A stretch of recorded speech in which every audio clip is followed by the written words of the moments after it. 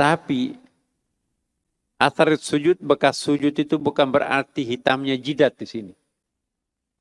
Ada orang sengaja menggesek-gesekkan jidatnya di lantai, kalau perlu taruh batu di sini, sehingga kelihatan hitam di sini, belang di sini. Mau menciptakan athar sujud, bekas-bekas sujud, itu bukan bekas itu yang dimaksudkan dalam Al-Quran. Bekas sujud itu bukan hitam di dahi, malah itu bisa berdosa Bapak Ibu.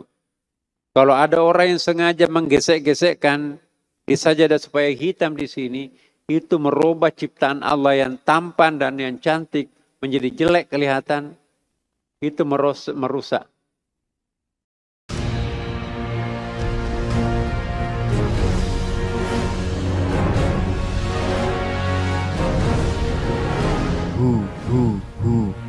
Allah.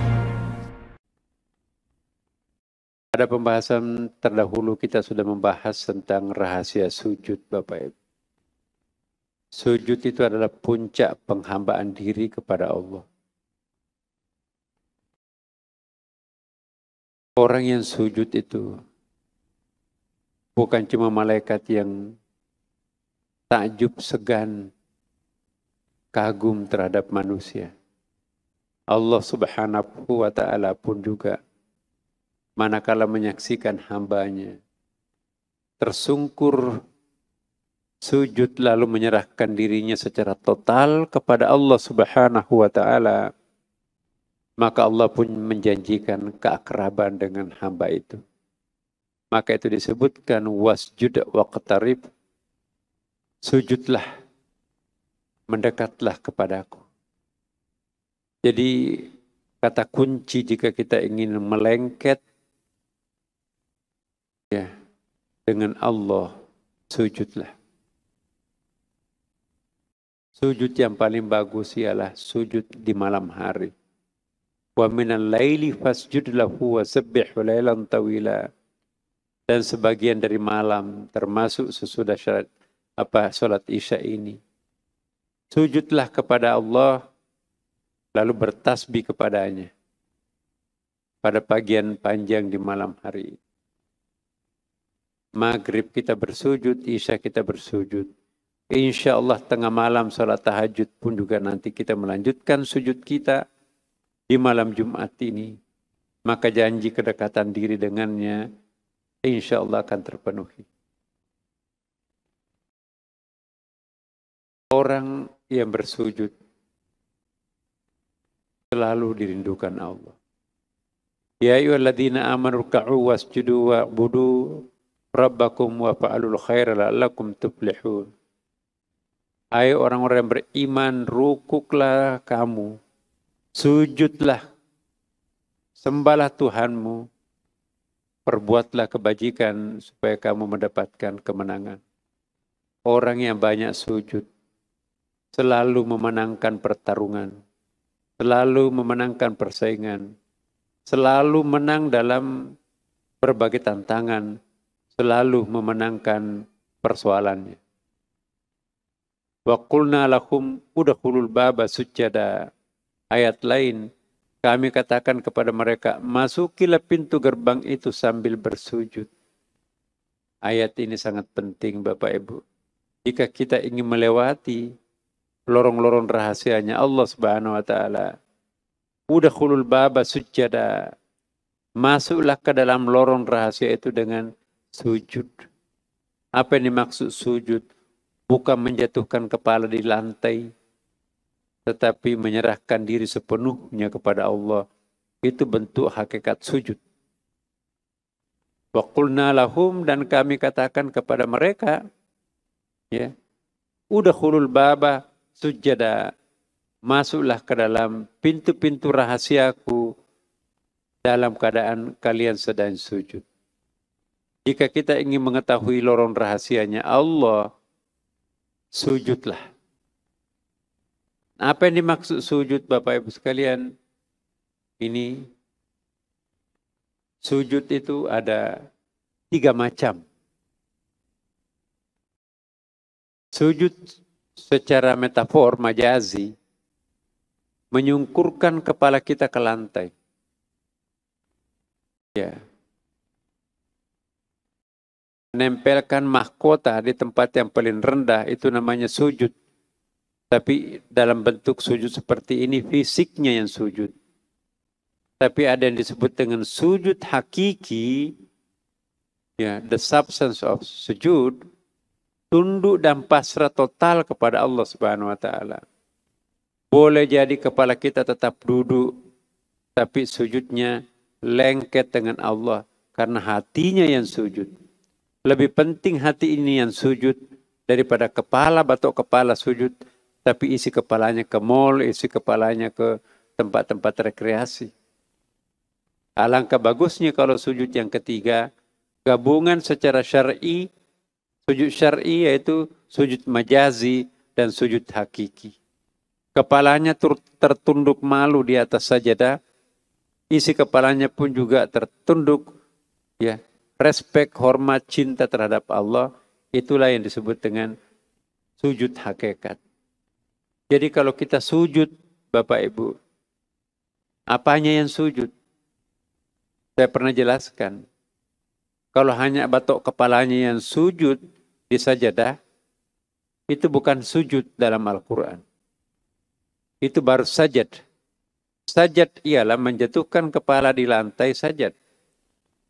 Nanti bisa disebut sujud kalau isi kepalanya pun juga tunduk di hadapan Allah, hatinya tunduk kepada Allah, ya, jiwanya, zauknya, sirnya, totalitas dirinya sujud bersamaan di hadapan Allah, itu baru disebut sujud. Kalau hanya kepalanya secara fisik sujud, isi kepalanya tidak, jiwanya tidak, kalbunya tidak, itu bukan sujud. Itu hanya sajad. Padahal perintah Allah wasjud waqtarib. Orang yang langganan sujud, Bapak Ibu, sujud secara total, itulah yang disebutkan di dalam Al-Quran. Surah Al-Fat ayat 29. Muhammadun Rasulullah walladzina ma'ahu asyidda'u 'alal kuffar rahama'u bainahum. Tarahum ruk'an sujada yabtaguna fadlan minallahi wa ridwana simahum fi wujuhihim min atharis sujud. Ya. Bagian terakhir ayat itu simahum fi wujuhihim, tanda-tanda mereka tampak pada muka mereka dari bekas sujud. Ada yang disebut dengan athar sujud, bekas sujud, Bapak. Ada bekas-bekas sujud bagi orang yang betul-betul total sujudnya. Sujud hakiki ialah melahirkan bekas sujud. Apakah ada bekas sujud di dalam wajah kita? Lihat wajah kita, Bapak Ibu sekalian. Tapi athar sujud, bekas sujud itu bukan berarti hitamnya jidat di sini. Ada orang sengaja menggesek-gesekkan jidatnya di lantai, kalau perlu taruh batu di sini, sehingga kelihatan hitam di sini, belang di sini. Mau menciptakan athar sujud, bekas-bekas sujud, itu bukan bekas itu yang dimaksudkan dalam Al-Quran. Bekas sujud itu bukan hitam di dahi, malah itu bisa berdosa, Bapak Ibu. Kalau ada orang yang sengaja menggesek-gesekkan di sajadah supaya hitam di sini, itu merubah ciptaan Allah yang tampan dan yang cantik menjadi jelek kelihatan, itu merusak. Kalau dilarang operasi plastik karena merubah ciptaan Tuhan, maka sengaja merubah ketampanan, kecantikan pada jidat kita ini, itu pun juga sama. Jadi jangan pernah ada yang melakukan penghitaman jidat dengan memburu athar sujud. Sekali lagi saya ingatkan, konsep bekas sujud itu bukan hitamnya di dahi, bukan hitamnya di jidat ini. Tapi yang dimaksud athar sujud itu ialah apa? Tampak bekas sujud pada wajahnya. Wajahnya itu penuh energi positif. Apa yang dimaksud energi positif? Punya daya sedot untuk menarik perhatian orang lain. punya empati dan simpati, punya daya tarik, punya magnet, punya gravitasi. Seolah-olah menyedot perhatian orang. Begitu wajahnya muncul, seperti yang diberjanjikan barusan ini. Tala'al badru alaina min saniyatil wada. Telah muncul bulan purnama di tengah-tengah kita. Jadi wajahnya Rasulullah itu seperti bulan purnama. Bagaimana wajahnya bulan purnama? Bercahaya kan Bapak Ibu? Bahkan dalam bait berikutnya nanti di bagian akhir. Tapi kita tidak baca tadi. Anta syamsun fauqa syamsun, anta nurun fauqa nurun. Engkau adalah matahari di atas matahari. Lebih bercahaya daripada matahari itu. Anta nurun fauqa nurun. Engkau adalah cahaya, di atasnya cahaya, lebih bercahaya daripada segala macam cahaya. Siapa itu? Wajahnya Rasulullah sallallahu alaihi wasallam. Kenapa wajahnya? Simahum fi wujuhihim min athari sujud. Muncul tanda-tanda sujud pada wajahnya. Cahaya wajah itu bisa kita peroleh melalui sujud secara total Bapak Ibu. Ibu-ibu yang datang dari rumahnya jauh-jauh ke Istiqlal ini khusus untuk littaqarrub ilaihi, mendekatkan diri kepadanya, lalu sujud tersungkur di hadapan kebesarannya, menyerahkan diri secara total dirinya kepadanya, bangkit dari sujud, maka itu bulan purnama akan bercahaya di wajahnya. Itu yang disebut dengan simaum fi wujuhihim min athar sujud. Tetangganya kagum dan takjub. Semenjak tetangga kita aktif di masjid Istiqlal, lain kok rasanya. Tadinya suka marahan, sekarang ini enak sekali. Duriannya suka diseberangkan. Pulang dari daerah dikirimin kita. Makan enak dikasih. Enak.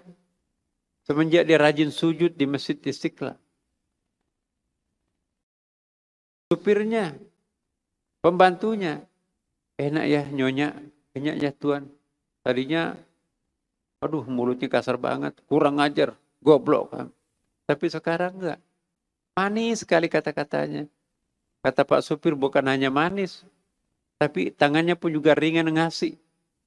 Dulu jarang ngasih, gaji doang yang dikasih. Tapi sekarang ini, setiap kali dapat rezeki, bagi dong. Terima zakat ya.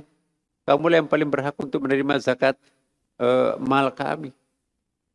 Ya. Sampai di kantor, anak buahnya pun juga dibagi-bagikan uangnya. Itu namanya bekas sujud. Ada pakaian yang masih layak pakai. Penuhin lemari ini. Siapa tahu ada keluarga dari kampung mau pakai silahkan. Masya Allah ini baju mahal ini.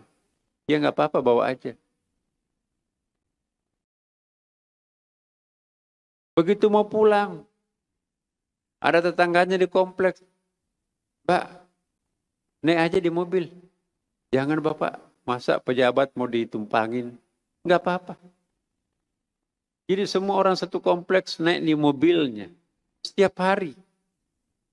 Pejabat eselon 1 kok jemput orang. Biasanya pejabat eselon 1 itu berwibawa, nggak mau naikin orang. Ini semua orang di kompleksnya naik. Kenapa seperti itu? Ada athar sujud, ada bekas-bekas sujud. Nah, orang yang punya bekas sujud itu, dia tenggang rasa terhadap orang lain. Tidak ada lagi egonya. Egonya itu sudah dibuang jauh-jauh. Jadi sujud itu menghancurkan ego. Apa itu ego? Anania. Ego itu rasa ketakjuban terhadap diri, menganggap dirinya istimewa, itu ego. Yang lainnya kecil, kita sendiri yang besar. Tumpah kesombongan itu di sajadah. Maka itu rahasianya sujud pertama. Air comberan di batok kepala yang tersimpan sekian lama, ada dendamnya, ada syiriknya, ada munafiknya, ada pembohongnya, ada ketidakjujurannya. Buang pada saat kita sedang sujud. Itu air comberan di kepala kita itu bermalam sekian lama di situ itu. Menghitamkan hati nurani. Maka itu lama-lamain sujudnya Bapak Ibu. Subhana rabbiyal a'la wa bihamdi 3 kali. Maka niscaya air comberan di kepalanya itu akan menetes sampai tetes terakhir. Bersih isi kepala yang kotor itu. Baru bangkit dari sujud, Allahu Akbar. Masuklah air seger dari langitnya Allah. Itu namanya takhalli. Ya, ada tadinya pengosongan, ya. Takhalli, lalu pengisian, ya, tahalli. Lalu setelah itu apa? Tajalli, penjelmaan wajah Allah. Itulah yang disebut dengan muncullah atharis sujud. Tidak ada atharis sujud tanpa pengosongan, tanpa pengisian, kemudian dari situ muncul atharis sujud.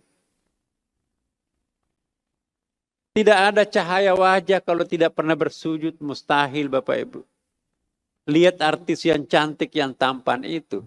Memang cantik sesaat. Coba tatap berkali-kali. Lama-kelamaan jadi monster. Monster.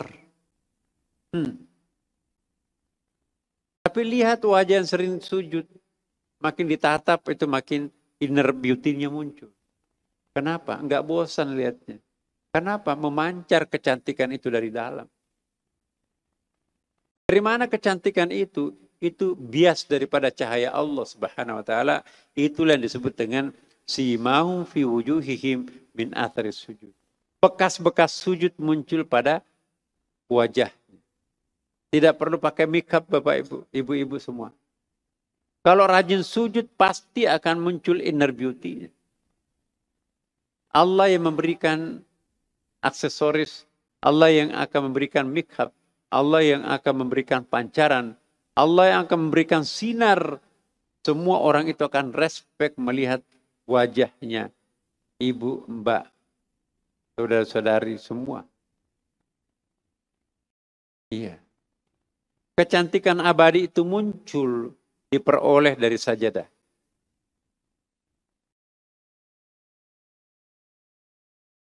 Kecantikan itu tidak muncul dari make-up itu. Kalau kering, hilang kecantikannya. Tapi kalau kita peroleh kecantikan dari sajadah, 24 jam itu tidak akan pernah luntur, ibu-ibu. Apalagi kalau selalu diperbaharui. Ini yang disebut simahum fi wujuhihim min athris sujud. Walladzina yattabi'una rabbihim sujadan wa qiyama. Orang-orang yang melalui malam harinya dengan bersujud dan berdiri untuk Tuhan mereka. Ini yang akan memperoleh bekas-bekas sujud. Setiap malam dia memperbanyak sujudnya, keesokan harinya melimpah ruah cahaya dari wajahnya. Lihat wajah yang sering sujud. Apakah sama dengan wajah yang tidak pernah tersentuh air wudhu, tidak pernah menyentuh sajadah? Ketus wajahnya itu. Cantik sih kelihatan di fotonya. Coba dekati. Aslinya kayak apa? Energi negatifnya menyala. Membakar kita sekitarnya.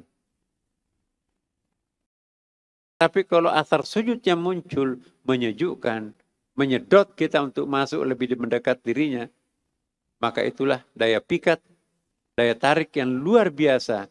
Kenapa? Karena ada make-up-nya Allah pada wajahnya.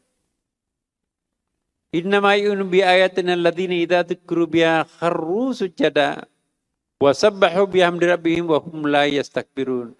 Sesungguhnya orang-orang yang beriman dengan ayat-ayat kami adalah orang-orang yang apabila diperingatkan dengan ayat-ayat kami, mereka menyungkur sujud. Kalau dibacakan ayat itu sujud, menyungkur, tersungkur, malu, tertunduk, kangen, tertunduk, respek kepada Tuhannya. Walaupun mukanya tidak menyentuh sajadah, tapi hatinya yang menyentuh sajadah, itu juga sujud. Maka itu kata-kata sujud itu tidak mesti Kan dalam ayat itu kan, langit dan bumi, pepohonan pun juga bersujud kepada Allah. Bagaimana matahari bersujud kepada Allah? Apakah harus tersungkur di bumi kita? Tidak. Bagaimana sujudnya pohon-pohon? Apakah pucuknya yang mengangkasa itu rebah sampai patah ke tanah? Enggak. Sujudnya pohon-pohon itu adalah diamnya pada saat ia mengingat Tuhan. Sujudnya binatang, kambing, kucing, dan sebagainya. Apakah sujud seperti kita? Tidak. Metode sujudnya mereka lain. Jiwanya yang sujud. Kalbunya yang sujud. Dalam Al-Quran, Bapak Ibu sekalian, tidak ada benda mati. Segala sesuatu itu punya kalbu. Pohon, binatang, punya kalbu, punya jiwa. Bahkan punya unsur-unsur spiritual. Ya. Jadi jangan dikira bahwa binatang, tumbuh-tumbuhan itu tidak punya rasa. Dia sangat peka. Memperlakukan secara hormat tumbuh-tumbuhan, disiram dengan cinta, berdoa tumbuhan itu. Ada hadis Nabi kan Bapak Ibu? Melewati pepohonan pergi ke masjid. Selamat ya, Allahumma salli alaik, salam sejahtera untukku, kepadamu. Aku akan jadi saksi di akhirat, engkau melewati di depanku pada saat mau pergi ke sholat, ke Istiqlal. Tanah yang Bapak Ibu injak, itu bersaksi, aku jadi saksi, tanggal 5 malam Jumat, hambamu lewat di atasku, pergi sujud di rumahmu di Istiqlal. Air wudhu yang Bapak Ibu ambil tadi, aku jadi saksi, inilah hambamu yang mensucikan dirinya untuk sujud ke hadapanmu malam Jumat di rumahmu di Istiqlal ini. Mukena yang Bapak Ibu pakai itu jadi saksi. Akulah yang membungkus dirinya, menutup auratnya ketika ia sujud tersungkur di hadapanmu. Maka itu ibu-ibu, jangan menjadikan kain pel sajadahnya. Bapak-bapak, jangan menjadikan kain ihramnya itu kesek di depan toilet walaupun nggak dipakai. Itulah yang pernah mendekatkan diri kita kepada Allah. Tegakah kita akan menjadikannya kain pel? Segala sesuatu itu punya roh. Segala sesuatu punya jiwa. Kain ihram Bapak, wasiatkan kepada anak-anaknya. Nanti kalau saya mati, tutupilah aku dengan kain kafan, di atas kain kafan, tutupilah aku dengan kain ihram itu. Dialah yang menutupi aku ketika aku menghadap kepada Allah di Baitullah. Aku ingin ditutupi lagi ketika menghadap Allah di kuburan. Sajadah itu sama Bapak Ibu. Aku jadi saksi. Ya. Pakaian ibadah kita. Hormatilah Bapak Ibu. Itu berjasa loh. Quran yang pernah kita pakai khataman, jangan dikasih orang. Berkah itu. Maka itu ibu-ibu jangan ganti-ganti Quran.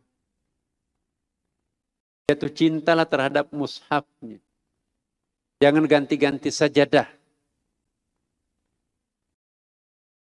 Walaupun di rumahnya banyak macam sajadah. Semua benda itu punya jiwa. Kalau gonta-ganti sajadah, ini orang tidak punya pendirian. Ganti lagi. Manapun ibu pergi, bawa itu sajadahnya. Tidak perlu ganti-ganti tasbih. Apa yang melekat pada diri kita, apa yang setiap hari kita pakai, tandai. Contoh Rasulullah Sallallahu Alaihi Wasallam, gelasnya Rasulullah tidak pernah ganti-ganti. Dikasih nama gelasnya Nabi. Ada dalam hadis itu, saya lupa namanya gelasnya Nabi. Sisirnya Nabi nggak pernah ganti-ganti. Dikasih nama sisir itu. Cerminnya Nabi tidak pernah diganti-ganti, dikasih nama cermin itu. Kita setiap hari ganti-ganti. Kalau kita jatuh cinta terhadap satu benda, cintai. Menangis untanya Rasulullah ketika akan diganti dengan unta yang lebih remaja. Sahabat lihat unta itu meneteskan air mata. Masih ingin aku duduki berkeliling berdakwah, tapi harus digantikan dengan unta yang lebih seger. Sampai mimbarnya Rasulullah pun juga menangis ketika diganti, dibongkar itu ya. Ada hadisnya tuh kan. Mimbarnya Rasulullah ketika diganti, dionggok di depan situ, menangis seperti bayi. Semua jamaah mendengarkan. Ada apa itu ya Rasulullah? Ada suara bayi di bekas tumpukan mimbar itu. Yang menangis mimbar bekas itu. Masih ingin aku duduki menyampaikan khutbah, tapi harus diganti dengan mimbar kayu yang bagus.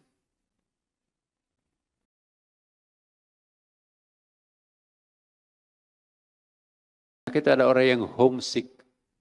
Homesick itu apa itu, Bu? Homesick itu nggak bisa tidur kalau bukan di rumahnya. Sekalipun hotel bintang 5, ngapain tidur di sini? Kamar yang penuh maksiat. Bagaimana bisa khusyuk di dalam kamar hotel salatnya? Lebih enak di rumah. Di situ di samping lemari kita ada namanya bilik kecil. Ya. Ada bilik kecil. Jadi musala kecil tembus langit itu Bapak. Itu lebih keramat kita pakai berdoa. Berdoa di hotel bintang yang sering dipakai selingkuh. Mana lebih khusyuk kita sholat di masjid atau di rumah sendiri yang halalan thayyibah itu. Habis itu pakai handuk sajadah. Handuk itu habis pakai siapa? Habis ngapain handuk itu? Spraynya dijadikan sajadah. Siapa yang pernah tidur di atasnya sajadah itu? Bersih secara fisik, jorok secara spiritual. Jangan-jangan setiap hari dipakai selingkuh. Lalu kita pakai sujud. Bisa enggak sholat kita terangkat ke langit?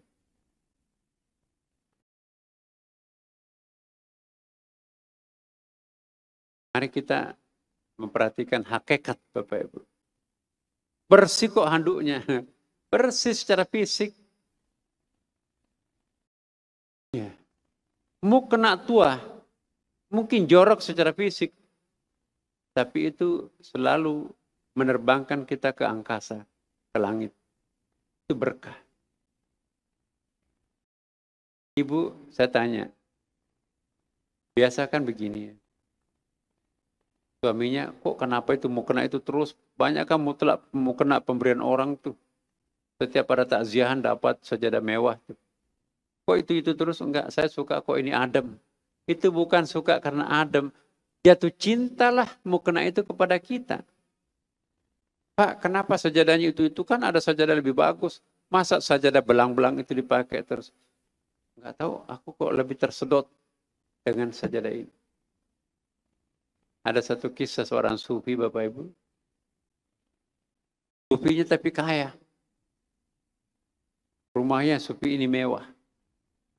Mewah benar. Kalau sufi biasanya kere miskin kan. Kalau ini enggak, sufinya kaya lagi kan. Ada satu kamar yang dibuat. Tidak pernah ada yang membuka kamar itu selain dirinya sendiri. Sang bapak itu. Kemana-mana pergi bawa kuncinya. Anak istrinya pun juga tidak pernah masuk. Dia bersihkan sendiri kamar itu. Tidak boleh ada yang masuk di kamarnya. Begitu meninggal, dicari kuncinya. Dengan harapan pasti ada harta karun di situ. Intan, berlian, emas semuanya ditumpuk di situ. Buktinya nggak ada yang boleh dekati. Begitu meninggal, akhirnya anak kuncinya didapati di kantongnya. Dibuka, apa isinya kamar bapak itu? Sajadah tua, pelita, apa itu pelita ya? Lampu tembok itu. Dengan tasbih pupus Quran tua. Jadi ternyata kerjaannya bapak itu Sujud, salat di tempat yang permanen, sajadahnya itu. Tasbihnya itu yang dipakai sampai pupus ya. Saking seringnya dipakai itu, terkelupas. Qurannya begitu seringnya dipakai, sampai kusam Quran itu.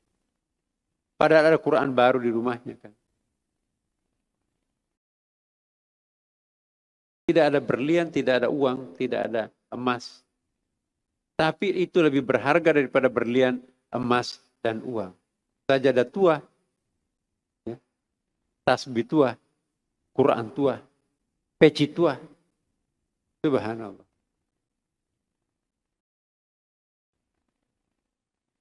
Ciptakanlah zawiyah.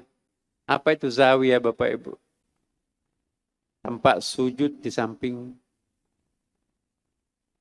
di samping kamar tidur mungkin, atau ada suatu ruang kecil di rumah kita, mungkin sebatas luasnya sajadah, dipermanenkan di situ, itu namanya zawiyah.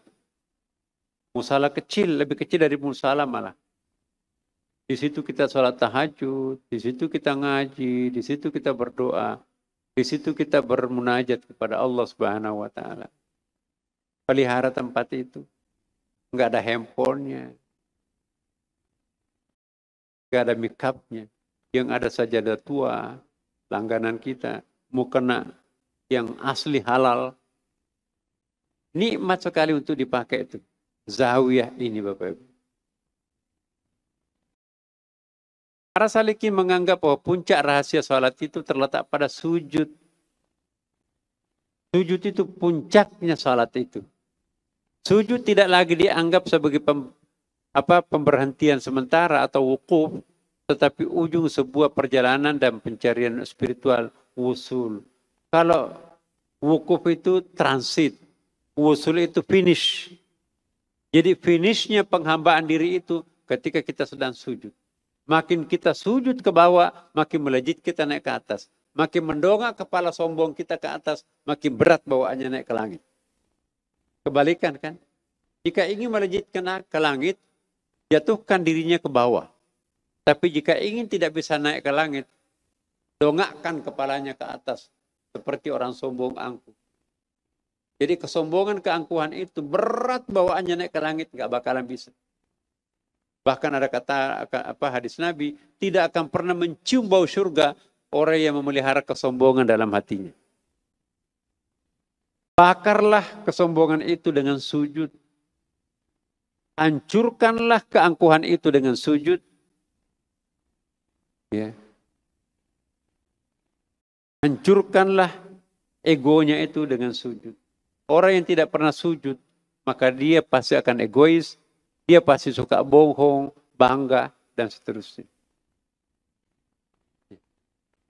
Kalau sujud mau disebut makam station itu ya, maka makam itu makam adna. Pernah kita bahas dulu, makam ada kan adna sebaka-bakau bahasa surah An-Najm itu kan. Maka bakausaini ada ayatnya. Summa dana fatadallah bakausaini au adna. Lalu semakin dekat, mendekat sampai tinggal dua busur panah, ya. Au adna atau lebih dekat lagi daripada dua panahan itu. Berarti sudah menyatu itu. Makam adna, makam puncak persemian antara hamba dan Tuhan, itu yang bisa dicapai melalui sujud. Jadi kalau bapak frustrasi, ibu frustrasi, ibu kecewa, bapak kecewa, menderita, menjerit, minta pertolongan, ya, sabar, tapi dengan cara salat. Intinya salat adalah sujud. Ada ayatnya kan bapak? Idza asabatkum musibah, lalu innalillahi, bukan itu. Ada ayatnya, tunggu dulu saya ingat.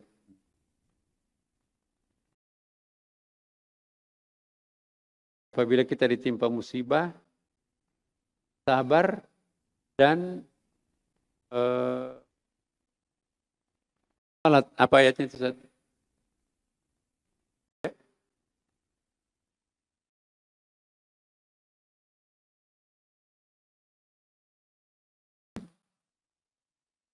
Wasta'inu bis sabri wassalah.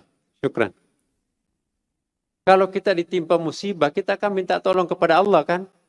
Cara minta tolongnya kepada Allah itu wasta'inu bis sabri, sabar dulu, kemudian salat. Intinya salat itu apa? Sujud. Lama-lamain sujudnya Ibu. Terutama sujud terakhir. Jadi salat hajat, kalau Ibu kena musibah, kena fitnah, kena persoalan, memuncak persoalannya bapak-bapak juga. Ambil 2 rakaat salat hajat. Usalli sunnatul hajjah. Saya berniat untuk salat hajat lillahi ta'ala. 2 rakaat. Sujud terakhirnya lama-lamain di situ sujud. Curhat kepada Allah dalam sujud. Tidak usah pakai bahasa mulut, pakai bahasa hati. Allah Maha tahu kok.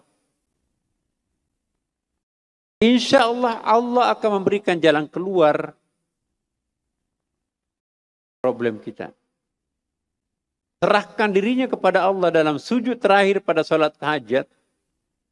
Ada keajaiban, ada mukjizat. Pasti itu. Ini malam Jumat saya ijazahkan kepada Bapak Ibu semua. Ini dari guru saya juga. Wasta'inu. Isti'anah itu kan seakar kata dengan wa iyyaka nasta'in. Apa artinya itu Bapak Ibu? Isti'anah itu Tuhan turun ke bawah menjumpai hambanya. Kalau ta'abud itu hamba mendekati Tuhannya naik ke atas. Isti'anah dan ta'abud itu satu pasang tuh. Tidak ada isti'anah tanpa ta'abud. Ta'abud dulu baru turun isti'anah. Nah kalau kita sudah salat itu ta'abud, tapi tunggu isti'anahnya pada sujud terakhir. Pecahkan persoalannya di sujud terakhir. Semua kita punya problem kan. Pecahkan telur itu, pecahkan problem itu di dalam sujud terakhir salat hajat. Insya Allah Bapak Ibu, hakul yakin. Nggak mungkin Tuhan mengecewakan hambanya. Tuhan Maha Pengasih, Maha Penyayang kan. Ketika kita sujud, ketika kita salat hajat, dan ketika menyerahkan diri kita kepadanya, dan ketika hati kita memohon kepada Allah Subhanahu wa taala, wa may yattaqillah yaj'al lahu makhraja. Barang siapa yang memuncakkan dirinya kepada Allah dengan ketakwaan, pasti Allah akan memberikan jalan keluar. Makhraj itu adalah way out, jalan keluar. Bukan sekedar jalan keluar, wa yarzuqhu min haitsu la yahtasib. Dan Allah juga akan menganugerahkan rezeki di luar dugaan. Jadi bonusnya 2 di situ. Sekali sujud tapi 2 dapat bonusnya. Allah mengurai seluruh persoalan, ditambahkan juga dengan rezeki yang melimpah setelah itu. Jadi kalau ibu difitnah, itu isyarat bahwa Allah mengundang kita berdoa. Kalau bapak sakit, itu isyarat bahwa Allah akan mengabulkan doa kita. Tanda-tanda jika Allah akan mengabulkan doa hambanya, Dia turunkan kondisi batin yang sangat-sangat, apa itu namanya itu, membangkitkan rasa, itu yang mengorbitkan doa kita ke langit. Kalau ada orang dianiaya, apa kata Rasulullah? Ittaqud du'a'il madlum. Takutlah terhadap doanya orang yang terdalimi, teraniaya. Kenapa? Dia tidak ada jaraknya dengan Allah Subhanahu wa taala. Jadi kalau kita difitnah, itu kondisi batin yang muncul dalam diri kita menjadi tanda Tuhan akan mengabulkan doa kita pada waktu itu. Maka itu kalau ada orang yang dikena musibah, Bapak Ibu, orang itu yang paling tepat mendoakan orang yang tidak kena musibah. Selama ini kan kita doakan yang kena musibah kan. Yang paling cepat melejit doanya itu, doanya orang sakit, doanya orang yang kena musibah, doanya orang difitnah, doanya yang kecewa. Itu cepat sekali doanya terkabulkan. Bukan orang sehat yang mendoakan orang sakit. Orang sakit itu perlu mendoakan orang yang tidak ada masalah. Karena pada hakikatnya, orang yang diuji dengan penderitaan, itu ada tangan Tuhan di situ. Ada hadisnya kan dalam Riyadhus Shalihin itu. Aku sakit tapi tidak ada yang memberikan aku obat. Aku kedinginan tapi tidak ada yang memberikan aku selimut. Kata Allah loh. Dalam hadis qudsi riwayat Bukhari Muslim. Aku lapar tidak ada yang memberi aku makan. Nabi bertanya, ya Allah, kenapa engkau bisa kelaparan? Padahal engkau maha kaya. Iya, aku memang kaya tetapi aku selalu bersama orang kelaparan yang tidak ada yang ngurus. Kenapa engkau kedinginan tidak ada yang berselimut? Bukankah engkau maha kaya untuk bisa mengadakan selimut? Iya, memang aku paling kaya. Tapi aku selalu bersama orang kedinginan tidak ada yang memberinya selimut. Kenapa engkau sakit? Padahal engkau adalah maha menyembuhkan. Iya, aku memang sehat. Tapi aku selalu berdampingan dengan orang-orang yang sakit. Tapi tidak pernah ada yang ngurus. Tidak ada yang menebus obat-obatnya. Logikanya Bapak Ibu, kalau ingin dekat dengan Allah, cari orang kelaparan beri makan, cari orang kedinginan beri selimut, cari orang sakit beli obat, pasti berjumpa dengan Allah. Kita kan cari pejabat, ada pesta, paksakan diri pergi ke rumahnya pejabat. Giliran orang di belakang rumah gang itu pesta nggak pernah ditengok. Nggak pernah memenuhi undangannya. Padahal di situ ada Allah. Di rumah pejabat ada iblis. Biasanya ya. Mari kita rubah. Ibu bapak sekalian. Pecahkanlah persoalannya dengan sujud. Itu tema kita pada hari ini. Sebesar apapun persoalan. Seperti gunung bertengger di pundak kita. Datanglah ke sajadah. Saya sering mengatakan Bapak Ibu, sajadah itu, tahu nggak rahasianya Ibu, Bapak? Sajadah itu adalah borak. Sajadah itu kapling kecil surga datang lebih awal menjemput kekasihnya. Sajadah itu borak kendaraan spiritual menerbangkan hamba Allah naik ke puncak. Barang siapa menyelesaikan seluruh persoalannya di atas sajadah, wa takunul jibalu kal ihnil manfush, kata Al-Quran, jadilah beban yang menggunung di pundaknya itu berterbangan bagaikan kapas yang sangat ringan. Pecah bisul itu. Gunung persoalan itu meledak seperti kapas, tidak lagi menindis yang bersangkutannya. Maka itu sebesar apapun persoalannya, cari saja langganannya. Bawa ke Istiqlal. Ini bukan sajadah biasa. Aku berkali-kali ditolong oleh sajadah ini.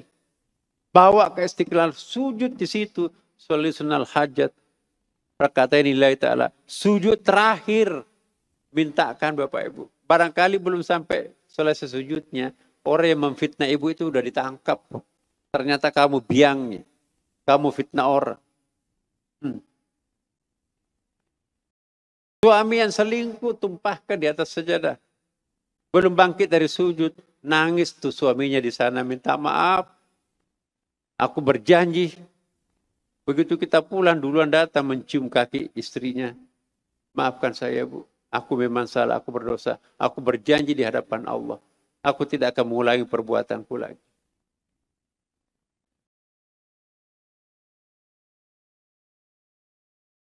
Selalu ada keajaiban di atas sajadah. Jangan coba-coba menyelesaikan persoalannya di tempat maksiat. Enggak mungkin iblis akan mencarikan jalan keluar persoalan. Malah akan membebani kita kan.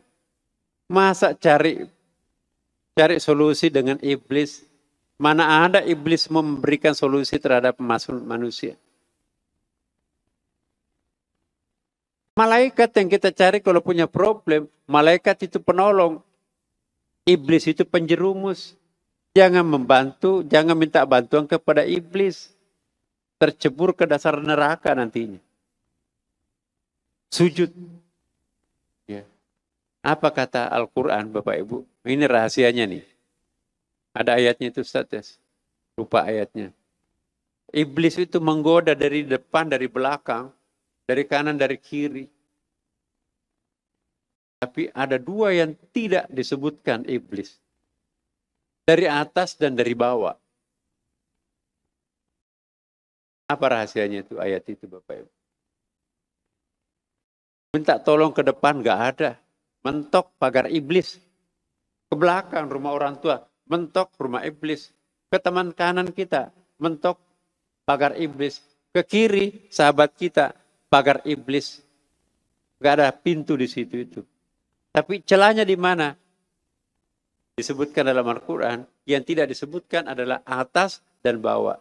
Pecahkan persoalannya dengan doa menengadah ke langit atau sujud menghadap ke bawah. Itu pintu bebas iblis. Ya. Dua cara untuk memecahkan persoalan, sujud atau berdoa ke langit. Itu bebas iblis. Kalau minta tolong kepada siapa? Enggak.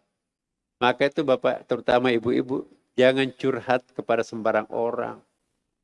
Satu problem, 20 orang yang ditempati curhat. 10 orang di antara orang yang ditempati curhat, aku tahu rahasiamu. Bayar, kalau enggak saya akan bongkar nanti. Itu iblis tuh. Cari persoalan kepada apa? Cari solusinya kepada Allah. Bagaimana mencari pertolongan itu? Dua, kalau tidak sujud, menengadah ke langit berdoa. Tapi yang paling efektif adalah wasta'inu bisabri wassalah. Isti'anah akan muncul setelah kita sabar lalu sholat. Kan tidak mungkin sabar, tidak mungkin sholat tanpa sabar kan? Udahlah, biarin aja. Enggak lah, sholat dulu. Ya, sabar dulu baru sholat. Sabar. Ambil air wudhu mau kena. Enggak bakalan.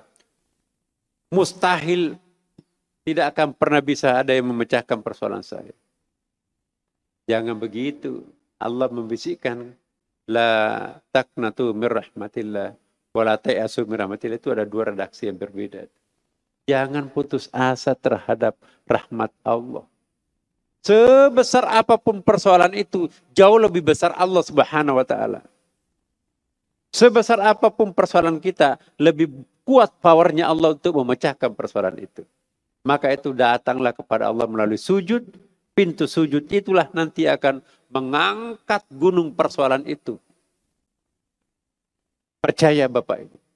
Ini ayat loh. Tuhan tidak pernah mengecewakan hambanya yang berdoa dalam sujud. Jadikanlah sujud itu sebagai benteng, tameng, perisai, protektornya Bapak Ibu sekalian. Maka itu bersahabatlah dengan sajadah, bersahabat dengan sujud, maka insya Allah bersahabat dengan malaikat, berdekatan dengan Allah. Siapa yang bisa melawan Allah? La haula wala quwata illa billah, ya kan? Demikian Bapak Ibu, semoga ada manfaatnya untuk kita semuanya. Wassalamualaikum warahmatullahi wabarakatuh.